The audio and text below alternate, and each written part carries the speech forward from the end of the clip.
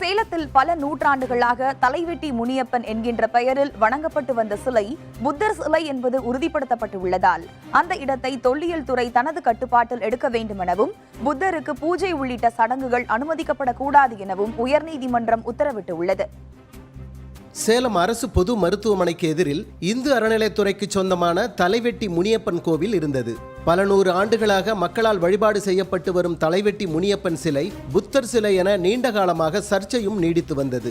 இது தொடர்பாக இந்திய புத்தர் சங்கம் சார்பில் 2011ஆம் ஆண்டு சென்னை உயர்நீதிமன்றத்தில் வழக்கு தொடரப்பட்டது. வழக்கை விசாரணைக்கு ஏற்ற உயர்நீதிமன்றம் அது தலைவெட்டி முனியப்பன் சிலையா அல்லது புத்தர் சிலையா என தமிழ்நாடு தொல்லியல் துறை ஆய்வு செய்து அறிக்கை வழங்க உத்தரவிட்டது.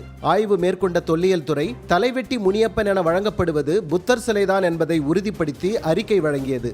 இந்த நிலையில் தலைவெட்டி முனியப்பன் சிலை என கருதி பொதுமக்கள் வழிபாடு நடத்துவதால் அதை தங்கள் வசமே ஒப்படைக்க வேண்டும் என அறநிலையத்துறை சார்பில் வேண்டுகோள் விடுக்கப்பட்டது. இதை ஏற்க மறுத்த நீதிமன்றம் புத்தர் சிலை என உறுதிப்படுத்தப்பட்ட பிறகு தவறான அடையாளங்களுடன் அதன் மீது வழிபாடு நடத்த அனுமதிக்க முடியாது என தெரிவித்தது. புத்தர் சிலை உள்ள இடத்தை தமிழ்நாடு தொல்லியல் துறை தனது கட்டுப்பாட்டில் எடுக்க வேண்டும் எனவும் அங்கு இருப்பது புத்தர் சிலைதான் என அறிவிப்பு பலகை வைக்க வேண்டும் எனவும் உத்தரவிட்ட நீதிமன்றம் அந்த இடத்தில் பொதுமக்களை அனுமதிக்கலாம் எனவும், ஆனால் புத்தர் சிலைக்கு பூஜைகள் உள்ளிட்ட இதர சடங்குகள் செய்ய அனுமதிக்கப்படவில்லை என்பதை தொல்லியல் துறை உறுதி செய்ய வேண்டும் எனவும் உத்தரவிட்டுள்ளது.